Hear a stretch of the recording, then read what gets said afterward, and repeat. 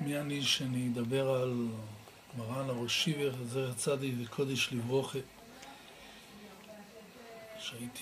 זכיתי להיות מאוד מאוד מקורב אליו.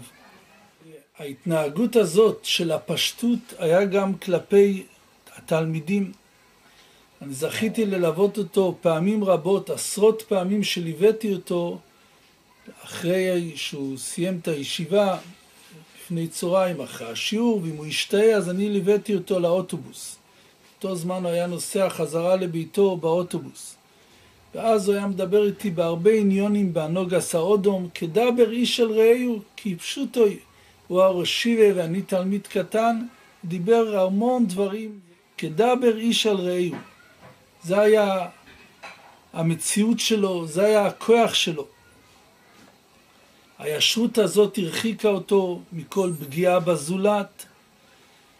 תמיד היה לנו את ההרגשה, כשדיברנו איתו, כששמענו את השיעור, כי פשוטו את הרש"י בתהילים, רש"י אומר בתהילים, ולמנצח על שישנים אומר רש"י, לכבוד תלמידי חכמים יסדו את השיר הזה, שהם רכים כשישנים ונועים כשישנים.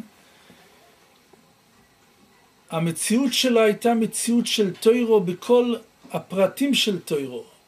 חלק הארון שכולו רק תוירו, בלי דברים חיצוניים.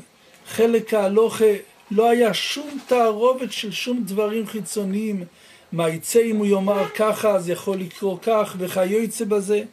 היה תוירו הארון בלי שום דברים חיצוניים. רק אני רוצה לסיים בזה שאני בהכרת טובה לרבותיי המגידי שיעור, למשגיחים של הישיבה, וביותר למוירי ורבי מרן זכוסו יוגן עולנו. זוכר שהיה תקופה מסוימת שדיברו שאני אעבור מהישיבה למקום אחר, ואז אמר לי הראש שיבר, אתה תהיה אצלי בשיעור, שנתיים תהיה אצלי בשיעור, אתה תראה שלא כדאי לעבור, תהיה מקושר איתי. זוכר כשגם סיימתי את הישיבה, אז הוא שאל אותי, האם היה כדאי באמת מה שאני אמרתי לך אז? נכון, אתה לא מתחרט על זה, על מה שהוא אמר.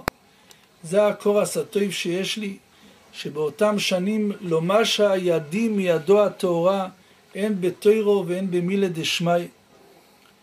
תן הקדוש ברוך הוא שמלעילה הוא ישוחח הלאה בעברתו על הישיבה הקדושה, שתמשיך להרבות תלמידים הגונים, תלמידי חכמים, עמלי תוירו בתארה, לשם תהילו ותפארת בכלל ישראל.